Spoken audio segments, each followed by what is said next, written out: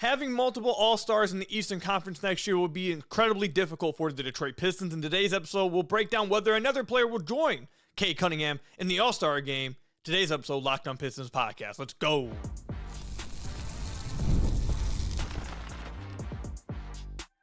You are Locked On Pistons, your daily Detroit Pistons podcast. Part of the Locked On Podcast Network, your team every day.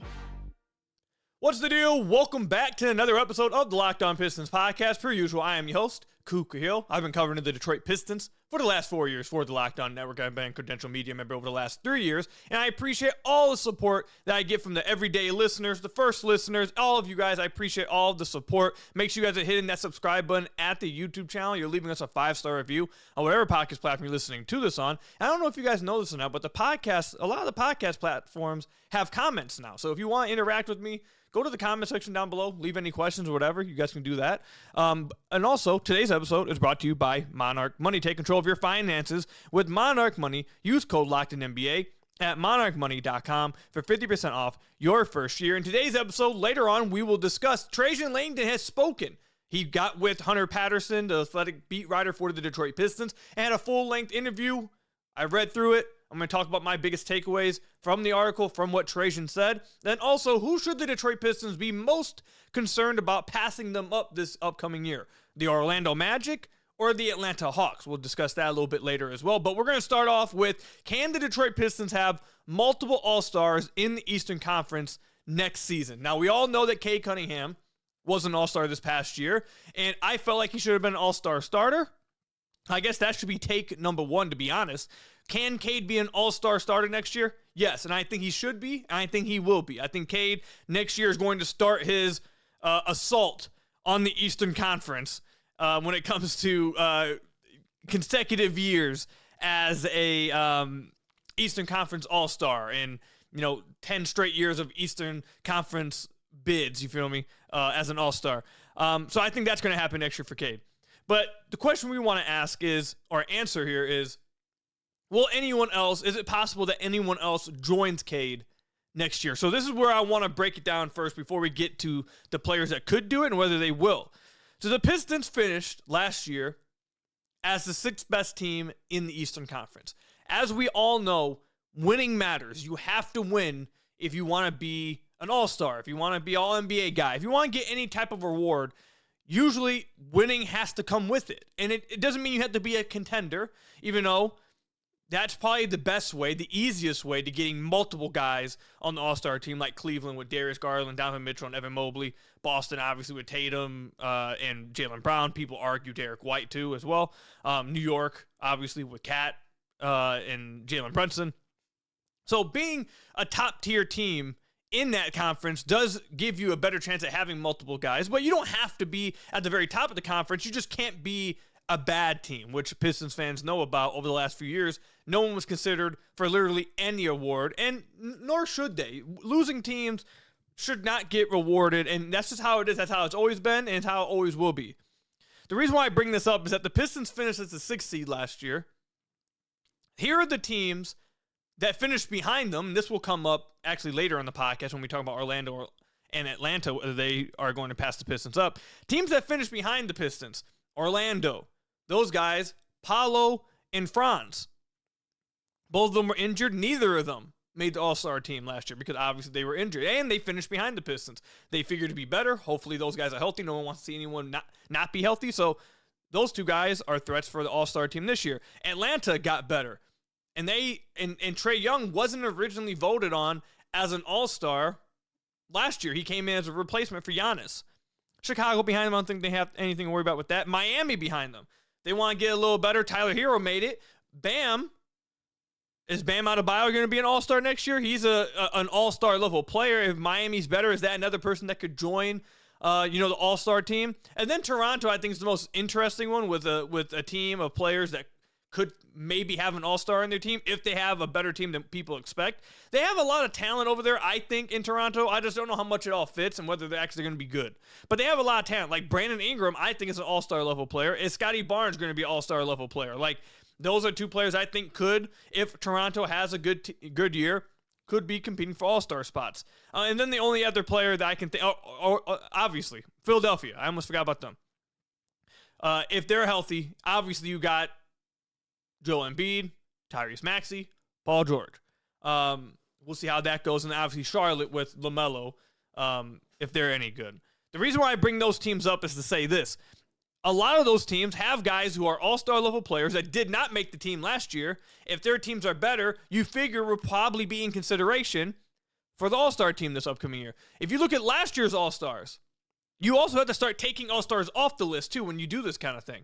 Don't just say, that's probably one of the things I hate the most, and I probably have done this a little bit in the past. I'd like to say I haven't done it as I've become more experienced with this job in this career. But one of the things I hate the most is when people say something but then don't. It's like when people say, oh, he should be top 10, and then they don't say who should leave the top 10 then. Like, don't tell me he's top 10, and then not tell me, okay, then who you're taking out. Like, you can't have 20 teams in the top 10. It's the same thing here. If you want another player to make the team, someone has to be leaving the team. So here were your all-stars last year from the Eastern Conference. You had Jalen Brunson, Donovan Mitchell as the starters, Giannis, Jason Tatum, and Karl-Anthony Towns. I guess I'll go ahead and say this now. I said Cade will be an all-star. I think he'll start over Donovan Mitchell next year. But those are the five. You had Tatum, Towns, Giannis, Donovan Mitchell, and Jalen Brunson. That was five as their starters. Then the rest of the Eastern Conference reserves, Jaylen Brown, Cade Cunningham, Darius Garland, Tyler Hero, Damian Lillard, Evan Mobley, and Pascal Siakam. Now, who are some names on that team that could fall off that list? Well, Dame's no longer in the conference, and he's hurt. So take him out. That's one spot opened up. Tyler Hero, I'm not sure is going to be a multi-time all-star. So I think that's another guy who could lose his spot. So that's two. Pascal Siakam and the Indiana Pacers, that's a third name I think could fall off because I don't know if the Indiana Pacers are going to be any good. They lost Halliburton for the year. They now have lost Miles Turner to the Milwaukee Bucks. Not sure if they're going to be any good. And if they're not any good, I don't know if Pascal is going to make the All-Star team. So that's three names I come up with right there. Tyler Hero, Damian Lillard, and Pascal Siakam. And then the fourth name that I would say you have to, obviously, fourth name, Jason Tatum. But this leads me to the next guy. Jason Tatum's out because he's injured. That's 4 spots. Your fifth spot that I think could be open is Jaylen Brown because that's another team. Boston, look, we are accustomed to Boston being contenders over the last few years. I told you guys this a few episodes ago. I'm going to tell you guys this now again. Go look at the Boston Celtics. Go look at their roster. Go look at their big man room. That team might actually be really bad. Like, they might not be any good. And if they're not any good, Jaylen Brown will not make the All-Star team, I don't think. So, those are 5 spots I see that could potentially be open. Jason Tatum, Jaylen Brown, Tyler Hero, Damian Lillard, and Pascal Siakam. Those are 5 spots open. So now let's go back through the guys that did not make it. That were on either bad teams or we expect to make it moving forward. So 5 names, I'll count them down. I think Trae Young will make it. That's 1. I think Paolo and Franz will both make the All-Star team next year. So that now we have 3 spots. Now there's only 2 spots remaining. If Joel Embiid is healthy, then he's taking a spot, no doubt. Now, it's incredibly unlikely to expect him to be healthy. So I'm not going to say Embiid. There's 2 spots left. 2 spots left. I think those spots will be left up to these names. Bam Adebayo,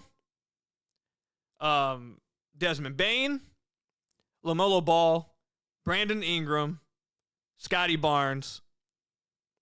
If Philly is somehow healthy, you can throw a Philly player in there, Tyrese, if you want. Whichever one you want to pick from that. But I have 5 names. Those are 5 names that I consider to take an all-star spot from the spots that I believe could be open. Can any Detroit Piston jump over any of those names that I just mentioned? I don't know. I don't think it's likely. I take that back. I don't know is not a good answer. I'm going to go ahead and flatly say no. I don't think it's going to happen. I think multiple things would have to happen for the Pistons to have multiple All-Stars. And I don't think it's a bad thing. I don't think people should be freaking out if they don't have multiple All-Stars next year. It's not a bad thing. It doesn't mean the team won't be good. But I think the Pistons would have to be a top 3 seed. If they are like a top 3 seed in the Eastern Conference and they are just flying past the NBA and they're just dominating, then yeah, the Pistons will get a second player because that's how it works. If they're a top 3 seed around voting, I think either Asar, Ivey, or Duren will be your second All-Star. I think one of those players must have taken a crazy leap and they can join Cade as an All-Star. I think that's one pathway. Second pathway is the Pistons stay around the 5th or 6th seed, but one of the players take a crazy leap. I said recently that I think Asar can be a top 50 player in the NBA this upcoming year. I do think that can be the case, and he doesn't become an all-star. Like, top 50 players aren't all-stars. Like, that, you can be a very good player and not be an all-star one year. So, like, Asar would have to make a crazy jump offensively, I think, to become an all-star this year. Jaden Ivey would have to make the jump. He would have to become not just a good scorer. He would have to become one of the best scorers in the Eastern Conference. Not just 20 a game. Like, he would have to be scoring 24 a game on, like, 60 true shooting, I think, for him to make the All-Star game next year. And then Jalen Duren would have to become either his numbers would have to fly through the roof offensively. They're including him so much offensively to where his numbers fly through the roof, where he's averaging like 19, 12, 4, like something like that. Or he becomes a legit defender this upcoming year, and now he's giving you what he gives you as a lob threat, as an offensive rebounder, as a pick and roll threat, as a passer, as a playmaker, and now he's also individually a really good defender, and the Pistons themselves are a top 5 defense, and he's like spearheading that with Asar. That's the pathway, but at the end of the day, my answer would be I don't think they will have a second All-Star next year. There's so many good players in the East. There's not very many open spots. Like, I don't think Brunson's losing a spot. Mitchell, Giannis, Cat, Cade, obviously. Darius Garland, I don't think he's losing his spot. Evan Mobley, I don't think he's losing his spot. So, like we said, there's 5 spots open. I named like 5, 6 players from other teams that finished behind the Pistons that expect to be better, especially the Orlando Magic. They could potentially have 2 or 3 guys. I think it's just going to be tough next year. Eventually, they will have another All-Star. But next year, I don't think it's probably going to be the case. But if you guys disagree, let me know. Comment section down below or over on Twitter at Ku Khahil. Will the Detroit Pistons have multiple All-Stars this year? And if you do believe so, I want 2 things from you guys. 1, who it is, obviously. And then 2, who are they replacing? Which spot are they taking? And how is the All-Star team filling out then? Let me know. Comment section down below or over on Twitter at Ku Khahil. Coming up, we heard from Trajan Langdon. He had a lot to say concerning potential extensions for Ivey and Duren, the building of this team, when to go all in, when to not go all in, and Trajan Langdon's favorite word, patience. We'll talk about it all coming up. Most people can't name all their financial accounts or even what they're worth, whether it's 401ks, properties, or investments. When you don't have the full picture, you can end up leaving money on the table. That's why there is Monarch Money. It's an all-in-one personal finance tool that brings your entire financial life together in one clean, easy-to-use interface on your laptop or your phone. Monarch is built for people with busy lives. If you put off organizing your finances, Monarch is for you. Monarch does the heavy lifting for you. You can link all your accounts in minutes, see clear data visuals, get smart categorization of your spending, and finally feel like you're in control of your money without ever needing to touch a spreadsheet. So don't let financial opportunity slip through the cracks. Use code LOCKEDONNBA at monarchmoney.com in your browser for half off your first year. That's 50% off your first year at monarchmoney.com with code LOCKEDONNBA. That's LOCKEDONNBA at monarchmoney.com for 50% off your first year with Monarch Money. So I want to thank you guys again for making Locked On Pistons your first listen of every single day. We are free and available on all your podcast platforms. If you haven't already, head to the YouTube channel at Locked On Pistons, hit that subscribe button, or leave us a 5-star review on whatever podcast platform you're listening to this on. Like I've told you guys before, earlier in the first segment, a lot of these podcast platforms have comment sections now. So if you're listening on the podcast, you want to comment, interact, comment down below on whatever podcast platform you're listening to this on. And before we move forward, I have an important request for you guys. Locked On wants to hear from you. We put together a survey to learn more about our listeners and make your favorite podcast even better. This is your chance to tell us what you like, what you don't, and answer questions about our advertising. Go to LockedOnPodcast.com/survey to get started. Everyone who completes a survey will be entered for a chance to win one of 10 $100 Amazon gift card. Again, that's LockedOnPodcast.com/survey. You can also find the link in the show notes, or if you're watching this on YouTube, you can see the QR code right here. Scan that right there. It'll take you right to it. You can fill out the survey, and again, you have a chance at a $100 Amazon gift card. So it'll be super easy for you guys. Before we move on with this segment too, I should say, next episode, I wanted to record a mailbag episode. So if you guys have any questions, whether you're listening on the podcast or on YouTube, again, you can use the comments. You can go on Twitter and DM me at Ku Khahil. You can go to the YouTube community tab and comment down there. and ask your questions. But next episode, I am wanting to record a mailback episode. So any questions you have, those are the ways you guys can get questions over to me. You guys can also go, if you're subscribed to the Substack, which I link down below in the description all the time, you guys can go in the Substack chat and ask your questions over there. All those great ways if you want to be on the next episode for the mailback episode. But now, let's get into Trajan Langdon's interview with Hunter Patterson, who is the athletic beat writer for the Detroit Pistons. Last year was his first year, doing a good job. I really like this article from him. Hopefully we continue to get this kind of content from Hunter. He's doing a great job, as I said. He took over for James this past year, some big shoes to fill, and I think he's doing a good job. So if you guys haven't, make sure you guys go check it out. Get the athletic subscription and check out his work. It was a Q&A interview, and obviously they shortened it up for, the article. There were a few takeaways that I had. I'm not going to go through the whole article because some of this stuff I think he gave a lot of GM speak for what it was. With Trajan. I think obviously the first part we should probably talk about here is what he had to say about Jalen, Duren, and Jaden Ivey's extensions.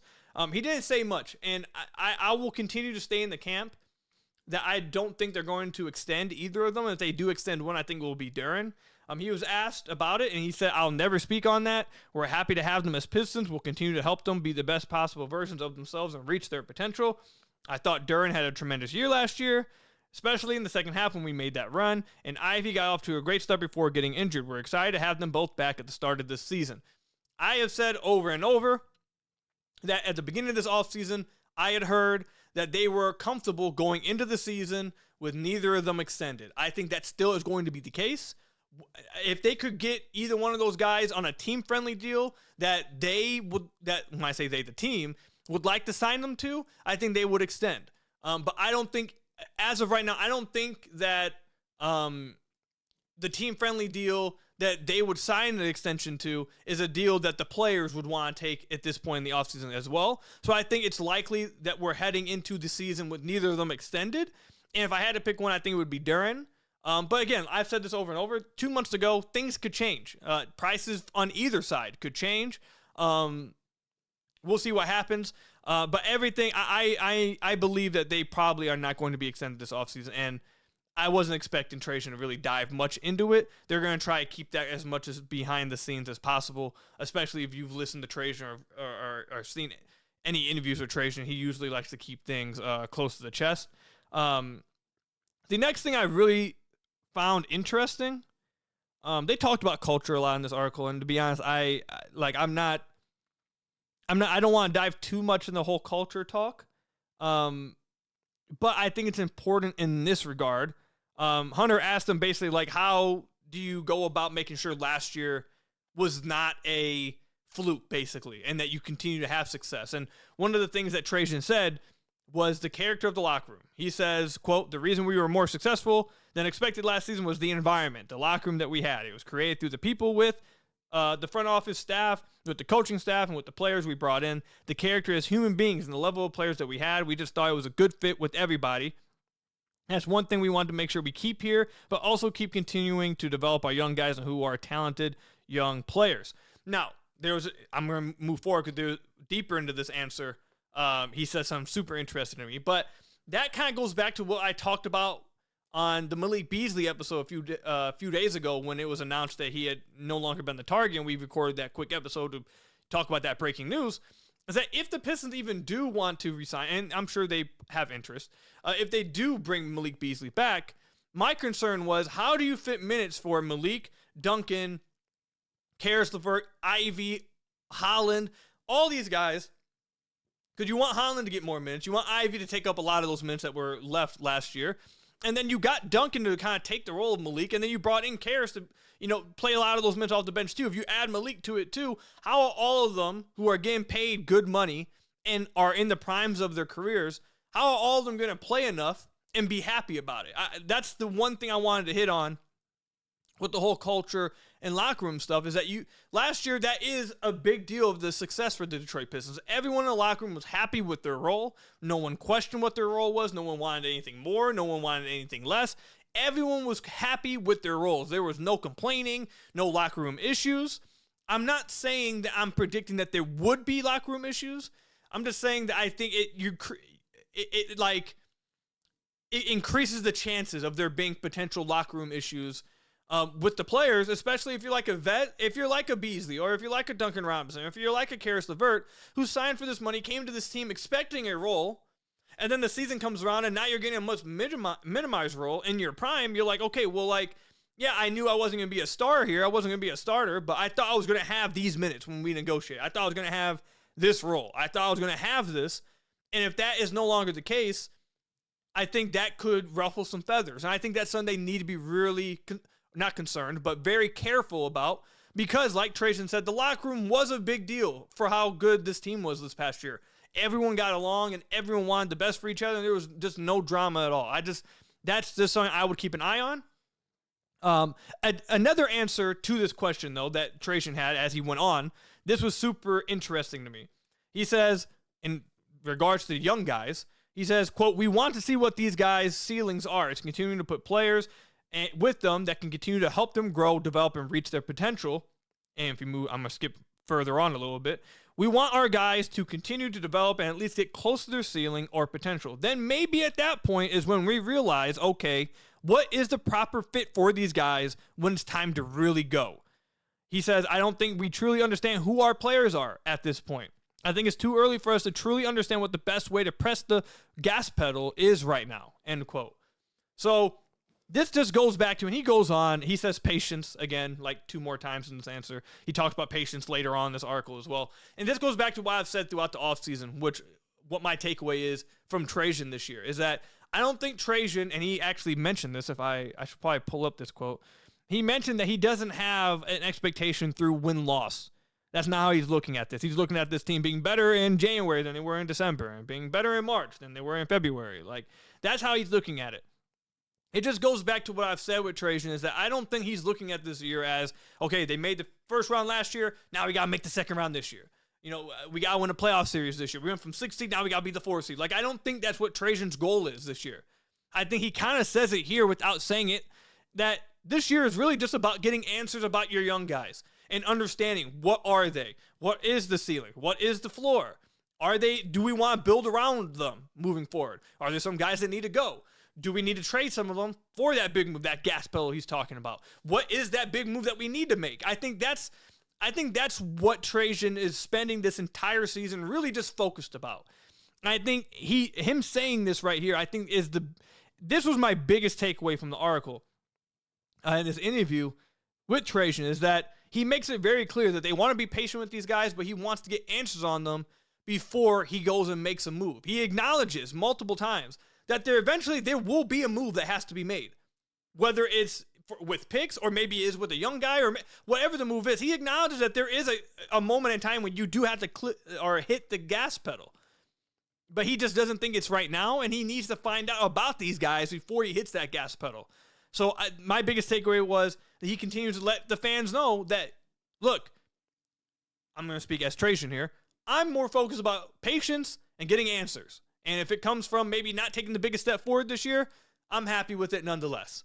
I think that's what Trajan echoes here. I think that's what he's echoed all offseason. And I think that's what you're going to see this year. Now, hopefully the young guys take a step forward, and that in itself leads to them taking another step forward this year and winning a playoff series, etc. But I don't think that's the goal from Trajan here. I think he just wants answers, whether it's good or bad, so he knows how he wants to operate moving forward.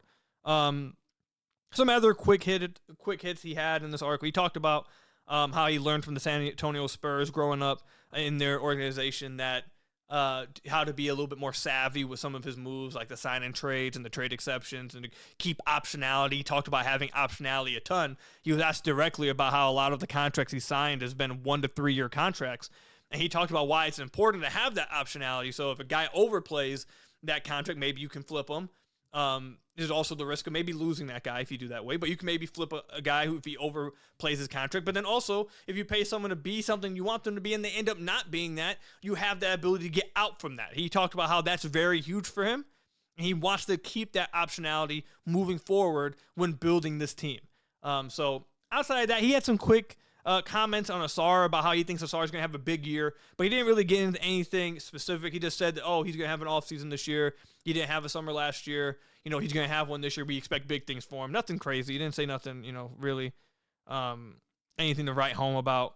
Outside of that, there wasn't really, anything else I took from this. Outside of, again, Trajan is a very patient person. And I think some fans are going to love that. I think there are some fans. I think there's already some fans who are getting sick of it. It's only been a year. But I think there's going to be some fans that do like that from him. And I think majority of fans do like that. And I like the fact that he's a very patient person and thinks, doesn't mean if you're not super patient that you don't think things through, but it seems like he's very calculated and patient. But maybe there are some fans that, eventually will get tired of hearing the patient talk. But that was my biggest takeaway from this interview with Trajan. If you want all the other stuff that was in this article, all the other answers, if you're interested in like gambling talk, how that's impacted the NBA, if you want to see the full answer in Asar Thompson, all that, go to The Athletic, get that subscription, and read Hunter's work.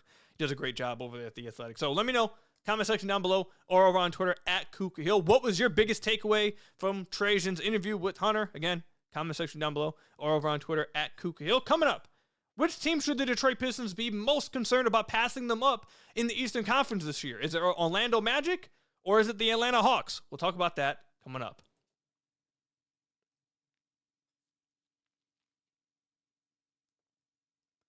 So I want to thank you guys again for making Locked On Pistons your first listen of every single day. We are free and available on all your podcast platforms. If you haven't already, head to the YouTube channel at Locked On Pistons. Hit that subscribe button or leave us a 5-star review on whatever podcast platform you're listening to this on. That's another great way to support the podcast. The Substack, Twitch channel, playback rooms, all linked down below. The Substack is going to start picking up. If you guys were subscribed for the end of last season, you guys saw how consistent the content was. It was almost every single day. I'm going to have that for you guys. This upcoming season, it will be everyday coverage, not just with the podcast, but in written formats, with film breakdowns. It will start to pick up as the season gets closer.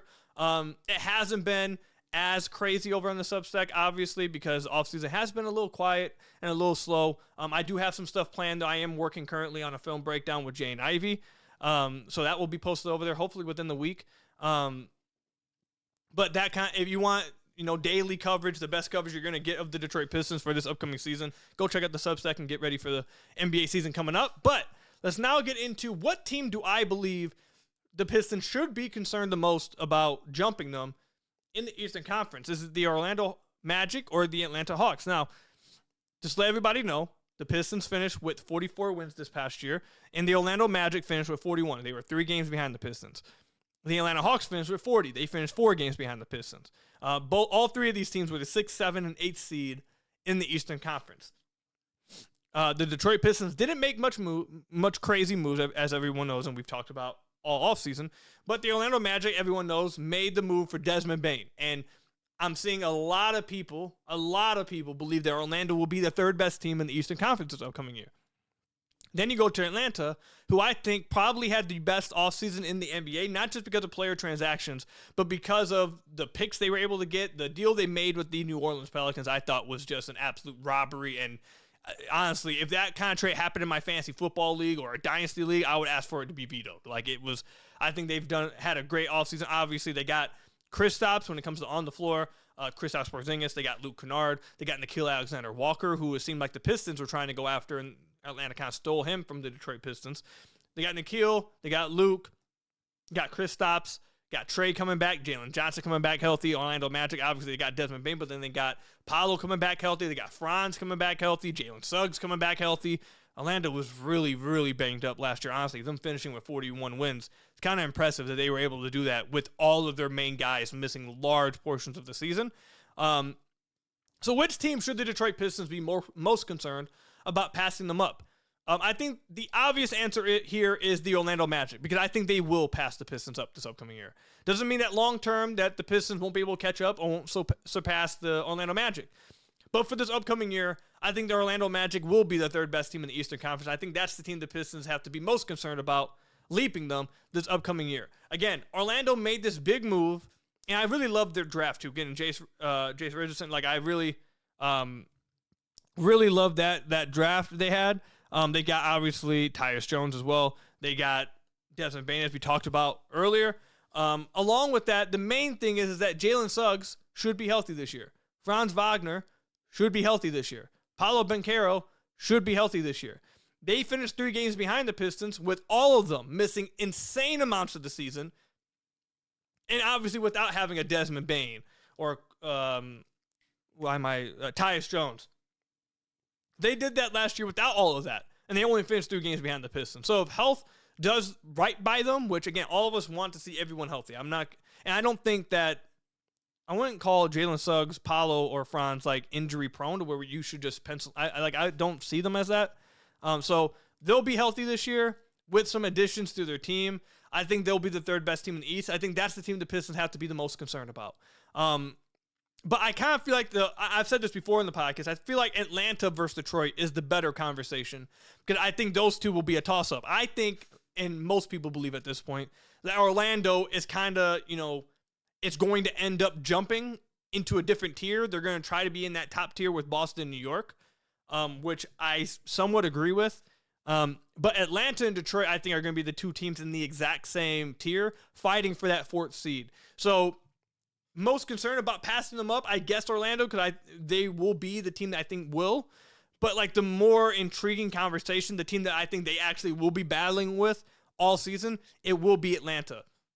Atlanta's getting Trae Young back this year. Jalen Johnson's coming back healthy. He missed a lot of last season. He's a very good player. He's coming back healthy. I really like Zachary Ricochet as like a role-playing starter, like not as a superstar, but I like him as a good starter. Obviously, Dyson Daniels almost won Defensive Player of the Year this past year. Actually, did Dyson win? Did Dyson win it? I just got brain fog for a second. I don't think Dyson won it, right? He didn't win it. It went to one of the bigs, right?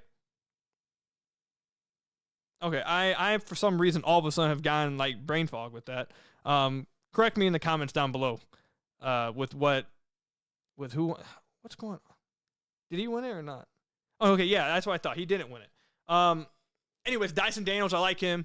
Kristaps, if he can be healthy, I think that's a really good pickup for them. I really like Nickeil Alexander-Walker for them. I really like Luke Kennard for them. But they are also a team that relies upon health. Kristaps is injury prone. Jalen Johnson is injury prone. Luke Kennard is injury prone. Those guys have to stay healthy. So if the Pistons have relatively the same type of health they had this last year. Now, I know Jaden Ivey went out in January, which was obviously bad. But outside of that, they honestly had some pretty good health all year. They didn't really deal with consistent nagging injuries through the majority of their roster. They lost Ivey, which was huge, but outside of that, they were pretty healthy. If they can have relative health like that this year, I think that will be the biggest argument for them beating the Atlanta Hawks for that 4th seed in the Eastern Conference. But if Atlanta is able to have a healthy season and all that talent realizes itself, the Pistons are going to need to see some improvement from their young guys to hold Atlanta off, because Atlanta has a lot of talent right now. They have a lot of talent. I like what they did in the offseason. They're coming for the Pistons this year. They're coming for the East, try to get to the top of the East this year. I really like what Atlanta has. If they're able to be healthy, they have a lot of talent, they could jump the Pistons. So I think the Pistons will be fighting with Atlanta all year. And it will come down to whether the young guys take a jump and whether the Pistons are just more healthy than Atlanta, which I think is a good bet to have. So let me know in the comment section down below or over on Twitter at Ku Khahil. Which team are you most concerned about? And do you think the Pistons can finish above one or both of these teams? Let me know. Comment section down below or over on Twitter at Ku Khahil. That's all I've got for you guys today. Thank you guys for making Locked On Pistons your first listen of every single day. Free and available on all your podcast platforms. Hit that subscribe button at the YouTube channel. If you haven't already, leave us a 5-star review on whatever podcast platform you're listening to this on. And until next time, I'll see you guys later. Stay safe out there, and peace out, everybody.